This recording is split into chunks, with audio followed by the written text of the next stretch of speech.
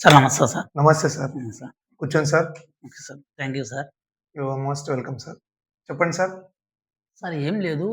ఈ మధ్య పిల్లలు ఇంటికొచ్చినప్పటి నుండి చదువు విషయం పక్కకు పెడితే, కనీసము ఆ మర్యాదలు గూడా తెలియడం లేదు సార్. ఓకే. పెద్దవాళ్ళతో ఎలా మాట్లాడాలి? ఇంటికొచ్చిన బంధువులతో ఎలా మాట్లాడాలి? కనీసం వాళ్ళ అమ్మ చెప్పిన మాట వినడు. వాళ్ళ నాయన నేనైనటువంటి మాట చెప్తే వినడు. ఎదురు సమాధానాలు. హ్మ్. తల్లిదండ్రులను ఎదిరించి మాట్లాడుతున్నారు సార్ పిల్లలు.